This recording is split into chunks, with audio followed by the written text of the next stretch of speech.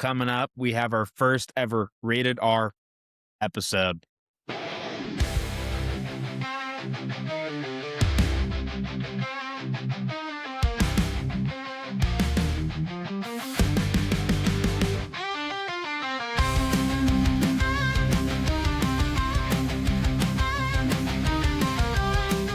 Hello, everyone, and welcome to the Sacred Rewatch. My name is Ethan Bronson, and this is where we are rewatching every project in the MCU in chronological order, leading up to the big one, Avengers Doomsday. We are watching literally everything, so you don't have to, including this episode today. Not only are we missing Brody, it was a voluntary sit-out. Yeah, that's right. He sat out of this episode because we are talking about X-Men, the animated series, Season 1 today. Please make sure to subscribe, hit that notification bell, and give a 5-star review on whatever podcast platform you are listening to today. So today, without Brody, I am very delighted to welcome to he labeled it as the After Dark episode today, Wyatt. Welcome to the Sacred Rewatch, everybody. Man, I didn't know you had those. I just bought them yesterday. My Cyclops glasses. How's everything going? Going good? Pretty good. I just mainlined 3 straight seasons of X-Men the Animated Series. I would go to work, get home from work, turn on the show until I went to bed. So it was a bit of an uphill grind this week for the Sacred Rewatch. And what's even better is you get to do it again tomorrow and Sunday. I get to do it for two more seasons tomorrow. Dude, these are sick. Yes. Well, I will say, Wyatt, right now, we may have to approach things how we normally do, maybe more monologue-ish, because you are delaying quite a bit. So just keep that in mind. We've been doing a lot of talking.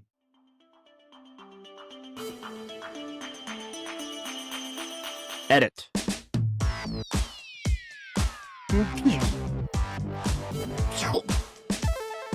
All right, where were we? I have no idea. Kind of got lost in the void there for a minute. What was I saying? You were talking about how excited you were to watch 2 seasons tomorrow. Yes, that was it. Super excited. But yeah. Oh, that's what I was going to say. How we're going about this. So, me and Wyatt didn't want to come here and talk about each episode for 13 episodes and then 20 episodes for season 3. That's just boring. Yes, there is going to be a lot of bleeping today, so I do apologize, but it's intentional. It's the Sacred Rewatch After Dark. Past 8:30, you know what that means. 8:30 on a Friday. Where else would you want to be? So, instead of talking about the whole every episode individually, we've each picked out 3 episodes that we liked, we found particularly interesting, and we don't have to give context on each episode because right now, like I did for Infinity War, I'm going to be doing a monologue on what happened in the season. So this is a perfect use of your time because we all know how important X-Men, the animated series made in 1992, is important to Avengers Doomsday. So here we are. And if you're wondering, well, what are you guys going to do when Doomsday is over with and Secret War starts? This, to me, is like a sneak peek for what's going to happen with us in 2027. Kind of watching stuff, not really sure how it's going to tie in, if at all. So see this as a sneak peek. For a second, I thought you had a ghost in your room, Wyatt. For some reason, the curtain just moved? Oh, yeah, my cat's back there, I think. Oh, okay, well. Or the window's also open, so one or the other. Okay, all right. So maybe it's the Phoenix Force. Maybe it was. All right, are you ready? Are you ready for me to give a 1-paragraph description to recap the 4 hours you lost every single season? Yes, I am. It was 4 hours a season? Yeah, jeez. For season 1 and season 2, I didn't do the math for season 3, but we'll talk about that in season 3 episode. So, Season 1 of X-Men, the animated series. And like I said, we're talking about the 1992 version, not to be mistaken for X-Men 97, which is supposed to coincide with the X-Men series came out in 1992, but it's called X-Men 97, which actually came out in 2025, so it's even more confusing. But season 1 of X-Men, the animated series, did something that basically no cartoon show had ever done before to this time period. It was one continuous story through 13 episodes. Every episode feeds into the next one. And what I love about this show, and I've talked about it a little bit, in our episode of Captain America: The Winter Soldier, Black Widow, I believe, and some other project. Oh, Civil War was another one. What interests me is politics in the MCU. Mutant registration, government surveillance, that's all a big talking point of X-Men, the animated series, season 1. The show starts with a teenage girl being hunted by a giant robot in a mall because her foster parents reported her to a government agency. How messed up is that? Sounds like something my foster parents might have done if I was a mutant. Mm-hmm. That's basically the first episode. That's that is I wrote this out to be kind of funny. I wrote out season 1 when I finished it 5 days ago. I said, that's how they hook kids on a Saturday morning. Hey, the government is coming for the children. And then they kill a main character in episode 2 on Fox Kids. Beast gets arrested and thrown in front of a jury that already hates him. Magneto shows up, and he's not just some cartoon villain. He's a guy who's survived the worst of humanity has to offer, and he's done asking nicely, which I think's a fair point. I think Magneto has some of the best emotional backstory to a character, especially for the time period in the 90s. You're about 50 years removed from the Holocaust, where now we're, 70, 80 years removed. We get introduced to the Sentinels, which is kind of a nice thing to see because there's a lot of rumors going on about Sentinels and Doomsday. But the Sentinels are like the big villain of the season. The show does a really good job by that Sentinels are more of a tool. They kind of work autonomously without their own decision making. And by the finale, even Magneto's fighting alongside the X-Men because the Sentinels have gone rogue and started targeting everybody. The Sentinel program gets destroyed. And for 1 second, you think maybe things can get better. But you already know they won't. Because when you get on Disney Plus, you see, there's 4 more seasons. That's season 1. Is that a good description? I think you hit the nail on the head pretty well. I was actually pleasantly surprised from the second season 1 started, the sort of, I guess, serious tones for a kid's cartoon. Like, I kind of thought, because I had no idea I actually thought that I had seen episodes of the show as a kid growing up, but what I had seen was X-Men Unlimited, which I think came out in the early 2000s. That's what I had seen bits and pieces of. So I actually wasn't really expecting, that a full story per season, and to sort of deal with all that like anti-mutant stuff that the X-Men are so heavily based in. I didn't really think they were going to go there. So it was actually pretty entertaining to see that, especially from the first episode to them already be committed to a full plot line. Was very pleasant surprise. Yeah, I don't know if my decision making when it comes to cartoon shows or I apologize for calling it a cartoon. It's an animated show. Gonna make everyone who loves the X-Men mad, calling it a cartoon. I didn't mean to. But what I will say is I do feel like my appreciation for animated shows has been tainted a little bit because of Your Friendly Neighborhood Spider-Man. Every day that goes by, I look at that show more and more fondly. And when I watched this, I was kind of expecting the same, and it didn't really hit for me in that way. Um, so I thought it was good. I think season 1 is the most concise season we have in this series. I mean, we were only through 3 seasons, and I don't really want to talk about season 2 and season 3 just yet. But I do think it has the most concise story. It did surprise me how quickly they go into it. I mean, everybody's an X-Men. Mutants are very much a thing, and boom, Sentinels. So that did surprise me a little bit.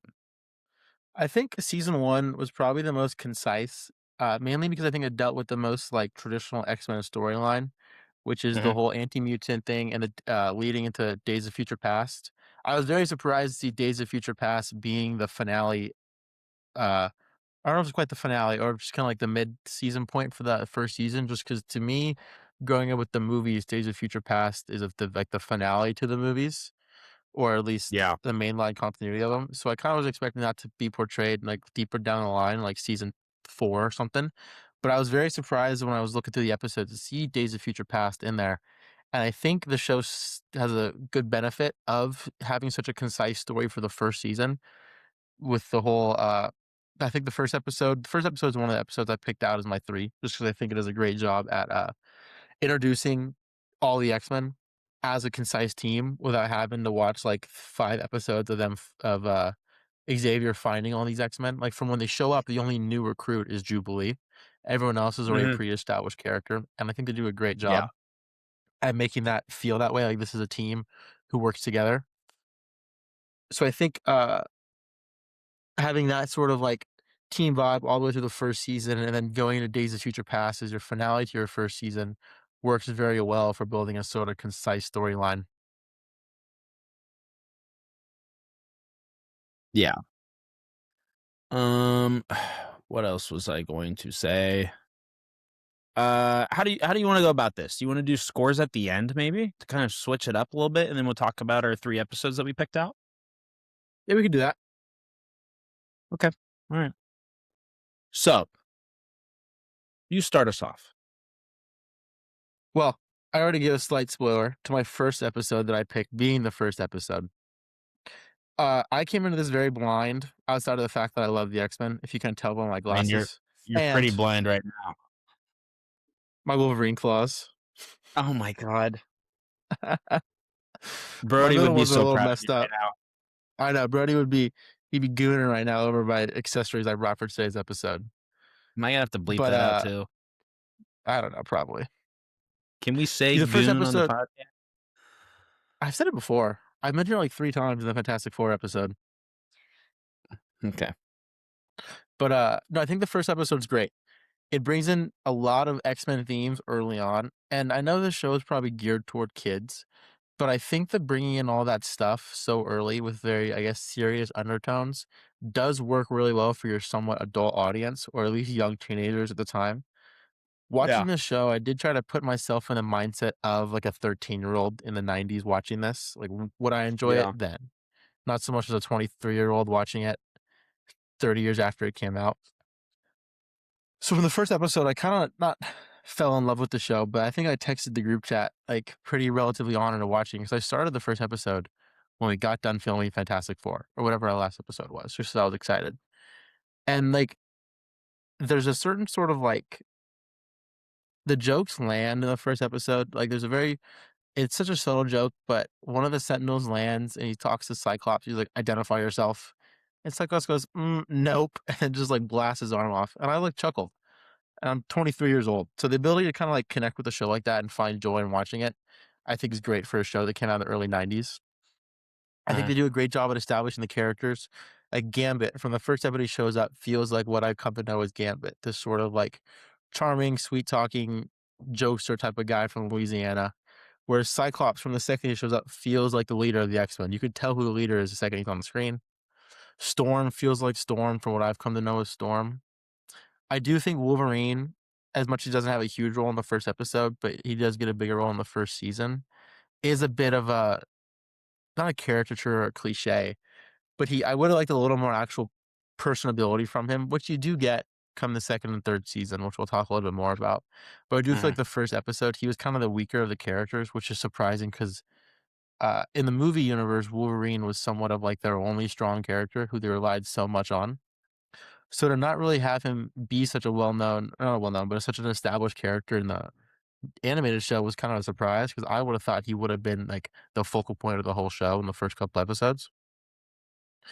But I think the first episode of the Sentinel run was very, very good. I think it did a good job at really laying that groundwork for the whole anti-mutant thing. Oh my god, Yeah. get the hell I, off. I would ag- I would agree to a point.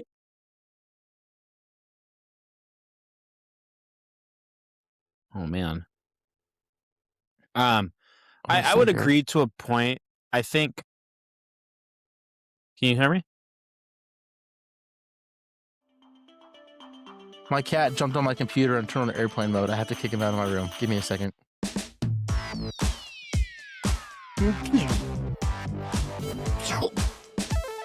So as I was saying, I do think you're okay with saying that about episode one. I thought episode one there was almost too much to take in all at once. Maybe it's because I'm not as much of a X-Men aficionado as you are, even though I have watched all the X-Men projects. I guess I haven't because I haven't watched. Was it Ultimate X-Men they were referring to? Unlimited. But I also Unlimited. wouldn't say I watched it. I saw like 5 episodes when they were reruns on Cartoon Network or whatever they were on. Oh, I'm not okay. like a Well, I didn't watch a lot of it.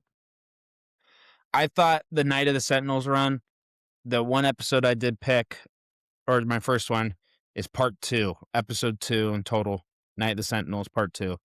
Um, I thought it was a much better episode to digest because we start to understand the Sentinels a little bit more. There's a little bit more drama. Morph dies, Beast goes to prison. They kind of do their whole break in the government building thing. And I think what is so interesting. I mean, this maybe have to do with like how much media has progressed over the last 30 years or so. It does seem like there's relatively a lot to take in as a child. Like you really deep dive into it. Like it's kind of a heavy show. I agree. I think as a kid, you kind of just watch it and you're like, "Ooh, X-Men. Ooh, Wolverine. Ooh, Cyclops." I don't see how a kid in the 90s can sit there and be like, "Wow, the X-Men truly are being persecuted for their differences. This is totally immorally correct and unjust." I Yeah. just don't see a kid really making that connection. Yeah, I don't know. And I think what's interesting to me is like if you try to reflect on shows that we watched growing up, I feel like if I rewatch something like I don't even know what the comparison would be. Phineas and Ferb, like they Yeah, don't I talk think that's about a good like one. civil rights, you know? So I just thought it was a solid episode. It gives you a second to digest. It's very interesting to watch what we have seen to this point in terms of like digesting stuff. Take us back to the Netflix shows. We had at least 45 minutes in every episode to digest what they're putting down, and for a lot of episodes, maybe it was too much time to digest. Where this, like, take out credits, it's like 18 minutes to swallow everything. It's just like boom, boom, boom, boom, boom. Um, but I think this was good. I think this is like really solidifies that this is the kickoff for the X-Men, the animated series. Um, and I particularly liked it. Should I get into my second episode? Let's do it. So my second episode I didn't pick it for the same deep narratives that I picked my first one and my true joy for how deep they were willing to go. My second episode I picked, let me get the correct name for it. I picked episode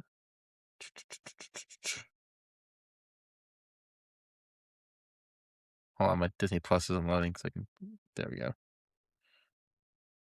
Yes, episode 5, Captive Hearts, which is the one where Jean and Cyclops are out on a date and they get kidnapped by the sewer mutants who are mad that Cyclops won't impregnate the leader so she can have strong youths. And I'm watching this episode it's probably 11:30 at night and get ready to edit this. I'm sitting there On like and a leech a Tuesday or a Wednesday. That's also important to I don't know. Yeah, it's 11:30 on a Wednesday, and I'm sitting there, and I cue the episode up, and the first scene is these guys, these random street goers, they surround a leech, who is this little green guy, and they're like, "Hey, he's a mutant. Let's get him." I sit there, I'm like, "Who the fuck is that? What is going on?" And then this little green guy goes running down, like, into the sewers, and at this point, I have no idea who these people are. This is beyond there are so many characters who showed up in the show who are beyond my X-Men knowledge. And I was just so kind of like enthralled by what I was watching of like these deformed, creepy, mutant looking people who dwell in the sewers trying to get Cyclops to make a baby with their leader. I was just like, this is a crazy show. I enjoy this very much. I put myself in the shoes of a kid in the 90s. And I was like, I love Leech. I think he's awesome. I stand with Leech. I hope he doesn't get beat up by these street goers. He doesn't deserve that. And I was very happy to see him make a couple appearances every time he popped up on screen, I got excited. Because he had a I wouldn't say a reoccurring character, but he had some moments in the other couple of seasons where he popped up. So that episode really kind of caught me off guard and reminded me that, like, okay, this is a kids show at the end of the day. Yeah, they'll do Days of Future Past, and yeah, they'll talk about how like we need to treat all people the same because mutants are people too. But then every now and then you get these episodes where it's just like some random bullshit happening to one of your X-Men, and I think that's just like such a staple when it comes to like old superhero TV shows, these random out of place episodes, that it just made me happy to see that. And I thought it was a very fun one. Well, and to me, that does really speak to the storytelling that these writers are able to do, that they're able to put together a continuous story, but every single episode, you're like, I have not seen that before, you know? Really enticing the viewers that this is a never before seen episode. This is not copy and paste. But at the same time, still ultimately lead up to the end of the season. I I didn't should have pick that done. one. Say it again. So I should have done some research because I am curious how many like comic storylines are taken into place. Like, is there a comic where a bunch of sewer mutants kidnap Cyclops and Jean? I don't know, but I would have. I would have loved to know if that's an original idea or if they did that. Because I won't spoil it, but there's something that popped up in season 2 that we talked about at this point 8 years ago that I never thought I'd ever see portrayed on any form of media ever, and We're one step closer. I was completely shocked at when that came up. I was like, "There's no way this is what I'm watching." Well, what I will say is, I think our bet is way overdue now. I Oh, think we said I think it's a solid 5 years, 8 years expired at this point. I think we said 2023, and that was back in 2020. It made Yeah, that would have been a COVID. That was definitely a COVID trip conversation. What I will do right now is I'll play the clip. Do you have it? Austin has it. Oh wow, that's crazy. Wow, look how young we were. The episode I picked for my second pick was Inner Magneto. Magneto's like real formal introduction. He tries to break Beast out of jail. He believes in the system. Um, two guys who agreed that the world is messed up, and completely disagree what to do about it. And, talking about politics again, I think there's a lot of mirroring in today's society where, we all want to be collectively reach the same goals. We just ultimately have different ways to go about it. So maybe I should suggest everybody watch the X-Men and realize, maybe we aren't so far from art than we really are. Watch the X-Men animated series from the 90s and learn something. Take some notes, educate yourself. Well, like it's just hard to find things that bring things together, bring us together. One thing that happened today, I don't know if you feel this passionate about this, It's a little late by the time that this episode comes out, but we just returned from the moon. I thought that was a very empowering moment for this country. No, I thought it was great. I love space and I love space travel. But yeah, Magneto attacks missile base, screaming about mutant liberation. Beast is what was the book that he was reading? Animal Farm. Animal Dude, Farm. I got so excited when I saw it just because it's like, this is a kid's show. And you got Beast reading Animal Farm, which is an anti-communist book in prison. I was like, this is hype. And the guards are making fun of him.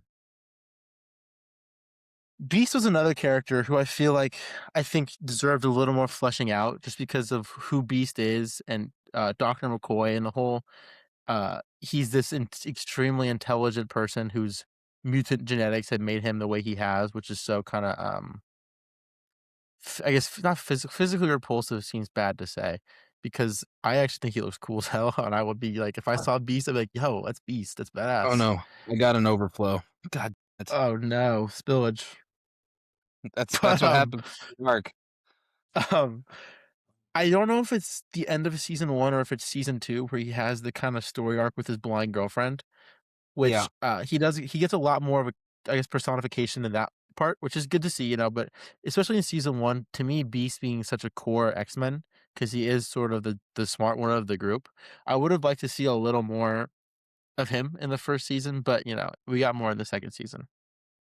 Yeah, and I also Also, do feel like though there you go. it's the only thing I was gonna say was because we have seen the live action X-Men movies before, it's very interesting to me, like who they decide to focus on in the animated series versus Mhm. how they adapt it for live action. I mean, when you really think about it, there's only about an 8-year difference from when this show came out to when the first X-Men movie came out. Um, and because it's an animated series, they're able to lean in a little bit more into like the whimsy of it all. Mhm. But for Beast, I feel like it's the most interesting because Beast is pretty heavily featured in the live action movies. And it's like they It don't is really weird go. how it feels like a complete opposite. Like, to me, the main characters in the animated series from the first season were very heavily Cyclops and Rogue and Gambit. Gambit plays a big role. It's not some. Maybe it's just the way they. I love Gambit, so maybe it's just the way on screen he has a lot of. I guess it's weird for an animated character to have swagger, but every time he's on screen, he's saying something funny or interesting. So I do feel like Rogue and Cyclops and Gambit are very, very heavily prominent in the show, which is unique to see because, in the shows, they're very much treated as side characters. I mean, in the live action, Gambit only shows up in X-Men Origins Wolverine. That's his only appearance outside of Deadpool and Wolverine, but I'm not even counting that. And Rogue very much has the Jubilee route when she shows up in the live action movies, which we'll talk about when we get to them.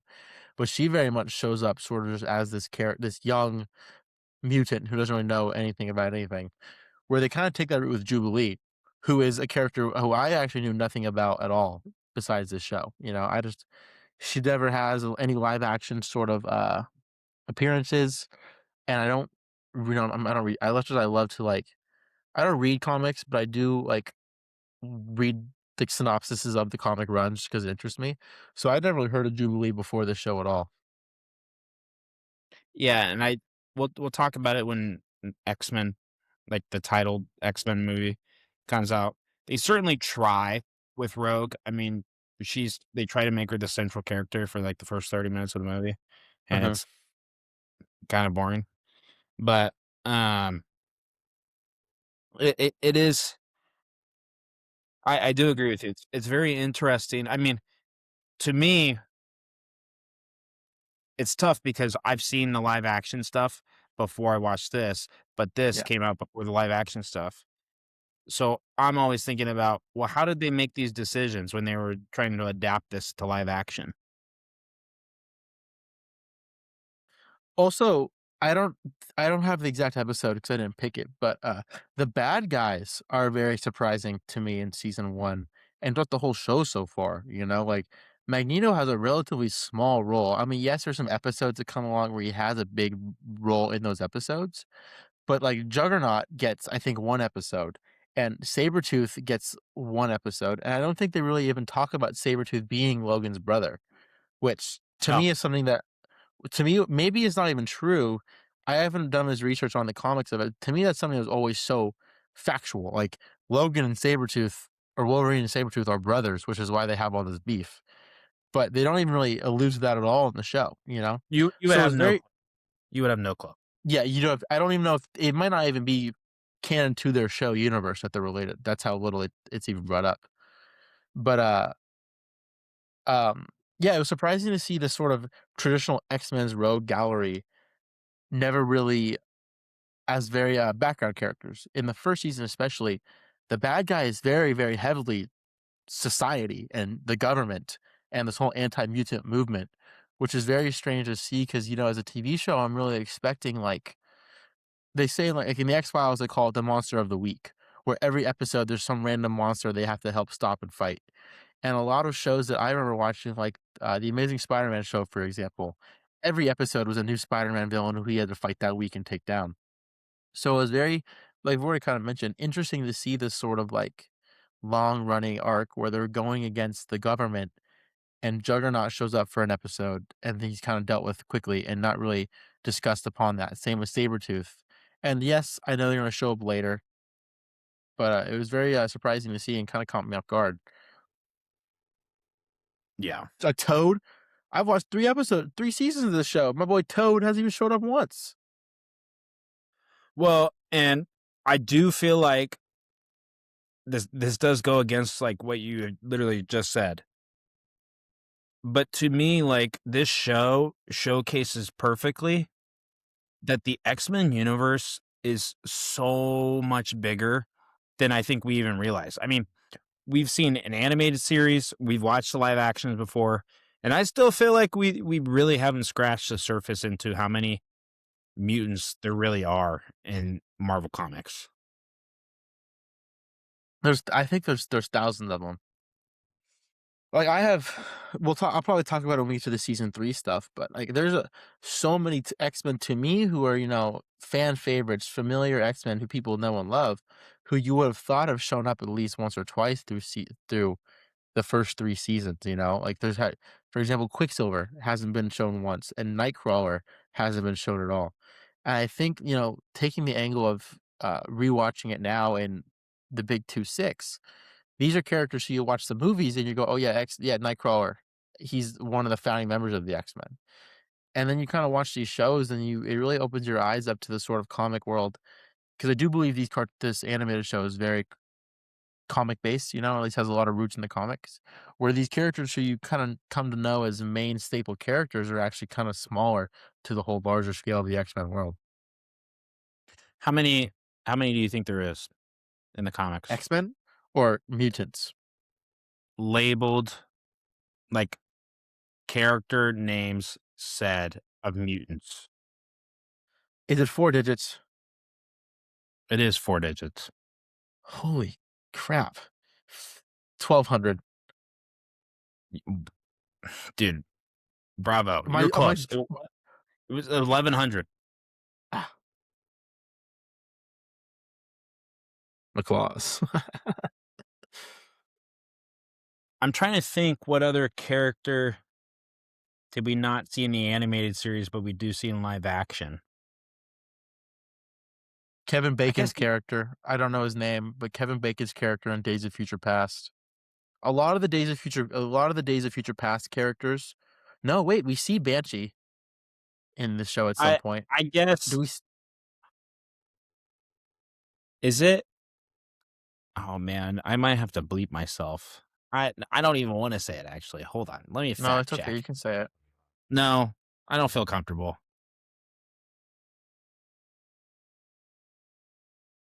Um, are we doing you can edit this. Are we doing 3 episodes, 1 per season, or are we doing 1 long form one? No, we're gonna do an episode per season. Okay.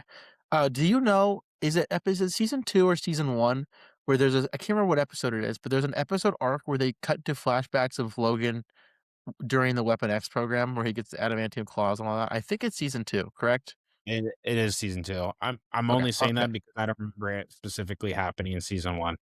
Okay. I'll talk about that in season 2 then. Um, no, what I was gonna say was I do think they did show her, but I don't know if they labeled her. Uh, God, I'm gonna butcher it again. I gotta be very particular how I say this. Kitty Pryde hasn't showed up yet. Negasonic Teenage Warhead. Oh yeah, Negasonic Teenage Warhead. I think I she didn't know about was. her. She might have. There's a lot of characters who have very, very small roles. Like I was actually about to bring up, like Pyro shows up for an episode. Um, Angel, who's a character who I really, really like, mainly because I won't talk about it too much, but there's that one of the best scenes in all of the X-Men live action is one of the opening scenes of X3 The Last Stand, where Angel is trying to cut off his wings in the bathroom. Because one of the beauties about Angel as a character is he's this character who's beautiful. Like he's a good-looking guy, and he has these beautiful angel wings as his powers. But with the X-Men being so hated against, he's so like disgusted by his powers, which is which is a great contrast to the character itself because he's supposed to be viewed as beautiful. And I would have liked to see Angel having a bigger role in the show besides just becoming the Archangel for for Apocalypse, because the episode he shows up in is the same episode where he gets taken by Apocalypse and turned into the Archangel. So it would have been really cool just to have him have more of a role. I know it's a kids show seems wrong to say. I know it's an animated show with 20-minute runtime, so it's hard to really rag on it for not having full-fledged arcs. But that moment where Angel becomes the Archangel and kind of becomes this uh, horseman of death for Apocalypse's four horsemen, horsemen would have hit a little harder if we had seen him be a sort of X-Men the entire time, you know? And then by the time he becomes evil, you would have cared a little more. And I did feel a little left unsatisfied just because always thought he's a cool character when he kind of shows up and dies in the same episode. Yeah. I do I was have gonna another thought, but I may leave it go for it. for season 2 episode. It's Okay. just kind of I a was gonna one-off. bring up I was gonna bring up my third episode because we're Go getting for it. there. My third episode, I figured you're the one who's gonna bring all the heavy hitting analysis when it comes to this episode was great for these reasons in the story. So for my third one, I went with another episode where I sat there, I was like, what am I watching? This is fire. The episode where Wolverine goes to Canada and starts shacking up with the Eskimos. And like it becomes their Oh, like yeah. he becomes the leader of their tribe, and then like the other guy who used to be like the really cool guy is just jealous that Wolverine taken his spot as like the cool guy in the tribe. So I can't remember who he aligns with, but he finds one of the bad guys and like tells him who Wolverine is. It was just another episode where I was like, this is like it's a fun one, you know. You get like Apocalypse shows up and Days of Future Past and the Sentinels, which are so like traditional X-Men storylines that it was really kind of fun just to see a solo Wolverine episode, especially because like I said, he's a character who I love Wolverine. Fun fact for all you podcast watchers: when my mom was pregnant with my sister, she asked me what I wanted to name her, and my choice was Wolverine. I said, "You should name her Wolverine," and she was like, "No, I'm not going to do that." I said, "Well, screw you then. When I have a kid, I'm naming him Wolverine." Well, I'm waiting for it So, then. I expect so it. yeah, I'll make his name Logan or something as a callback. But I love Wolverine. I always have, obviously, since I was 6 years old. So to see a solo Wolverine episode did really make me happy, and especially one that was very lighthearted and fun. Especially with Wolverine always having that sort of like melodramatic, I hate the world kind of vibe. It was really cool to see him in Canada dealing with Eskimos, fishing, and then fighting Sabretooth in the snow. It was a very what felt like a sort of like I don't know what I'm looking for. Traditional Wolverine out in the woods story, which was very, fun for me to watch. So I enjoyed that one a lot, just kind of for the fun vibe it had. Yeah, and I think it was a good episode.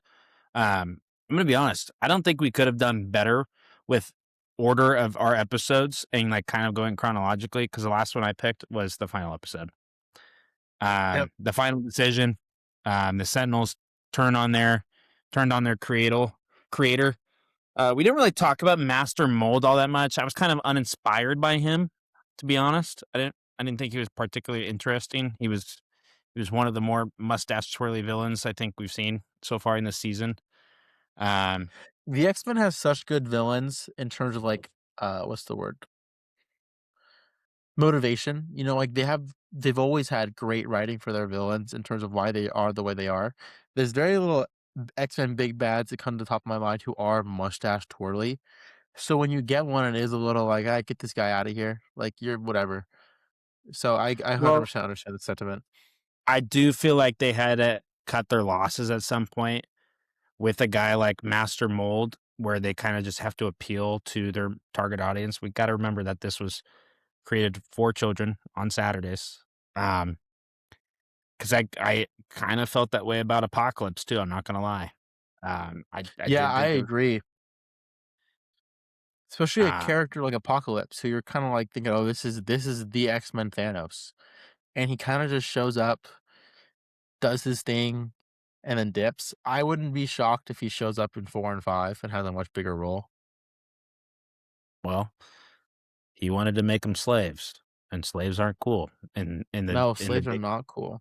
In the big 2-6, it's not cool. I found speaking of slaves, um, I saw a lot of. I looked up some of the Be like careful. what are, I might have to I cut this out. no, you're fine. Trust me. Trust me. I looked up some like what are the big episodes for X Men the animated series, and people online love the Slave Island episode, which is where they all get those collars to restrict their powers, which kind of surprised me because to me it was a very somewhat traditional standard one-off episode. I didn't really see a lot of like moments that stood out to me. I just wanted to mention that.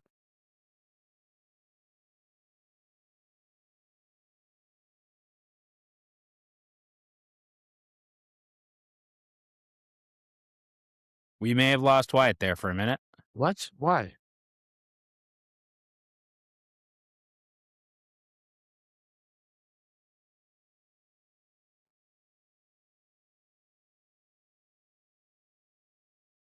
Please hold while we have technical difficulties.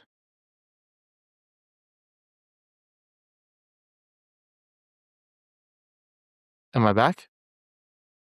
Now you are. You cut out really bad. That's strange. I don't know. I mentioned the Slave Island episode being kind of not great, but a lot of people online loved it. So that was all I really said. Yeah. I I also thought it was okay. It's just the trope of superheroes lose their powers. I don't care for it. I'm gonna be Yeah, honest. I don't ever need to see it again. agreed. Um, at the very end of this show, Cyclops proposes to Jean, kind of ends it off, and kind of goes into season 2. Do you have any other thoughts?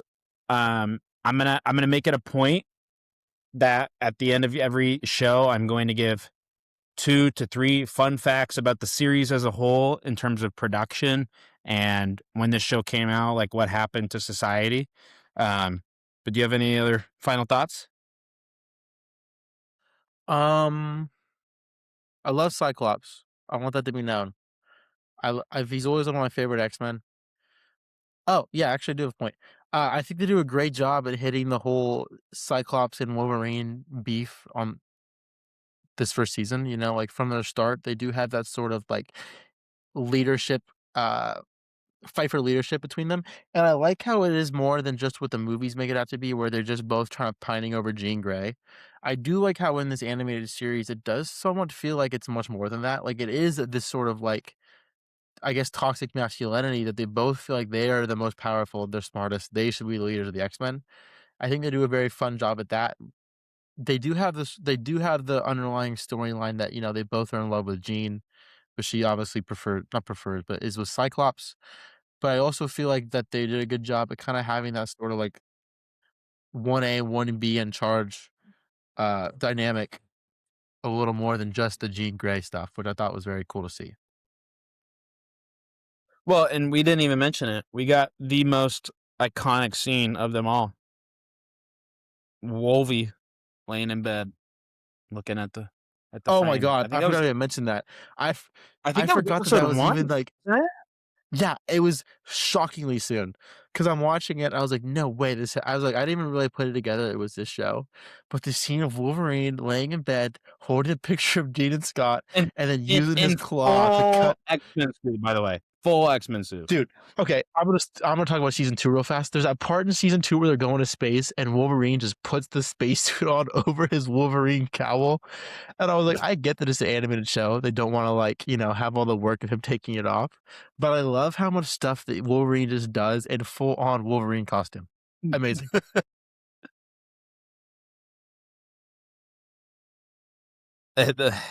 It was funny, and I do agree. I was quite shocked how soon it happens.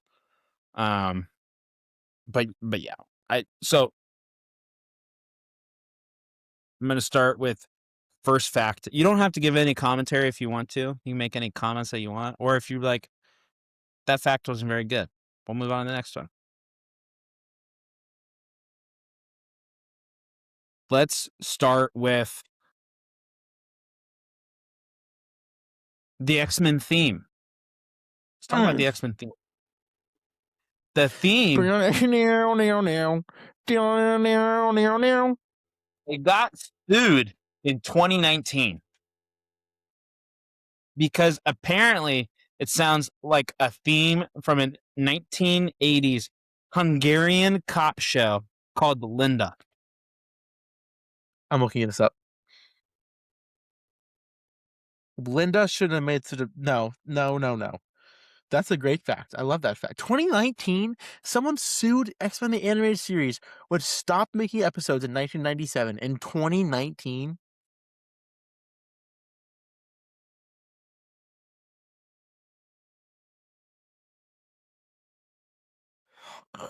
Linda theme song. Be careful if you play it out loud. They may come after us too. Yes, it was Zoltan Kriska. This is a ripoff of Linda.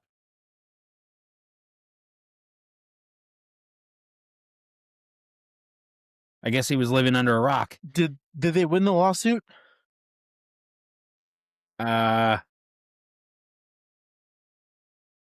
It was settled in 2021. Of course. I mean, you're Marvel. You're Marvel slash But Disney. Marvel Just give paid them a the money, heavy get it over price with. for the rights to continue using it forward. Yeah, I just listened to it. I don't agree with that at all. I think Linda was looking for a buck. You, Linda, edit.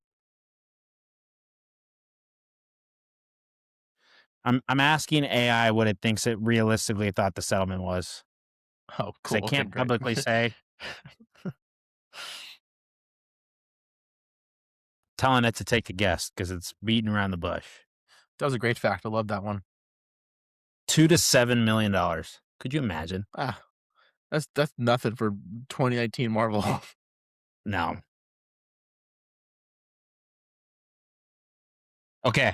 Here's another one. No, it was season 2. I was gonna reference I found a couple Easter eggs, but I believe season 2 is the first one I noticed, so I'll wait.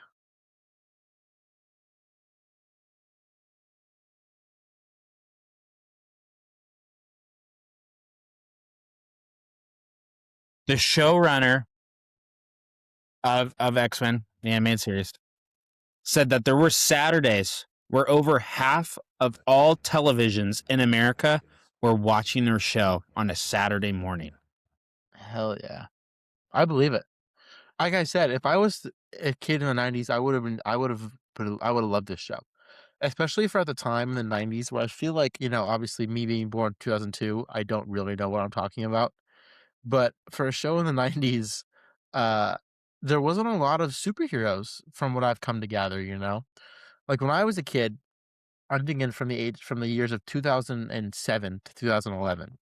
And I'm really watching a lot of like cartoons and stuff like that. Countless superhero shows. At least 4 animated shows I can off the top of my head. But I can't really think of much back that I've seen or heard of from the, back then that I would imagine kids ate this show up. I would agree. I think I would have loved this show growing up. But that is pretty crazy that over half of televisions in America were watching it on any given Saturday. I mean, A really, lot of people don't. Kids nowadays grow up with the Avengers, but like I've mentioned a couple times on this podcast, I grew up with the X-Men. Marvel didn't have the only rights of their characters they really had was the X-Men, and they put a lot of stock into that. So, there was a lot of X-Men shows, a lot of X-Men movies when I was younger. The X-Men were, to me, Marvel, So I get that 100% that so many people watched it. Well, you and I had very different childhoods talking about what we watched on a We weekend. did. I watched something, a childhood staple of mine. Do you know what my childhood staple was? You've seen it before. I showed it to you. You enjoyed it. What is it? And maybe this is where my Savage Land obsession comes from.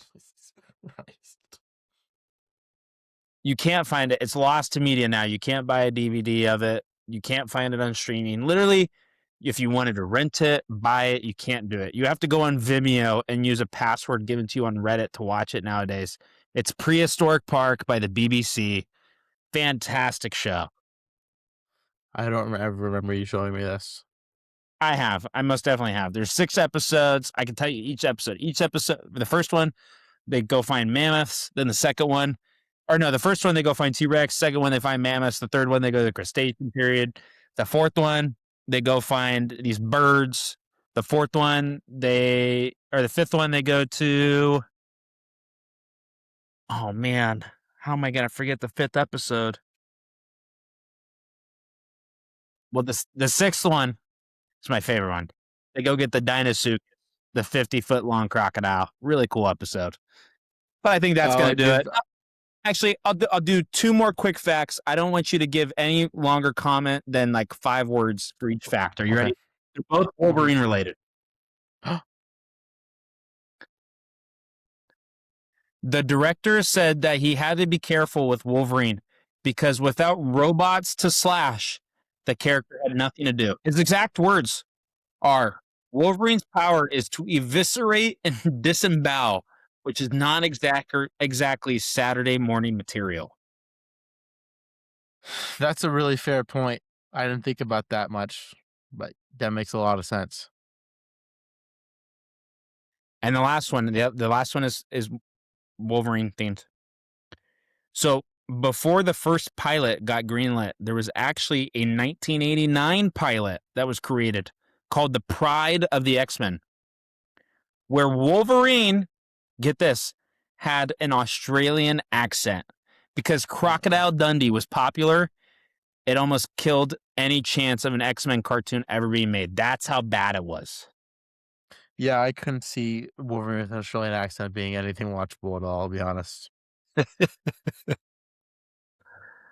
I was going to say maybe because it's the Sacred Rewatch After Dark, I could attempt an Australian accent, but I'm not going to do that.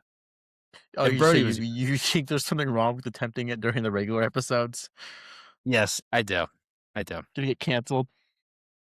No, I won't get canceled, but I'm not 100% in. But that's going to do it for this episode of the Sacred Rewatch. We hope you enjoyed diving all over the timeline with us. Catch us next week where we are talking about X-Men, the animated series made in 1992, season 2. New recap episodes are coming out every week leading up to Avengers Doomsday, wherever you are in the multiverse. Thanks for making the Sacred Rewatch part of your journey. For all time, always. See you guys.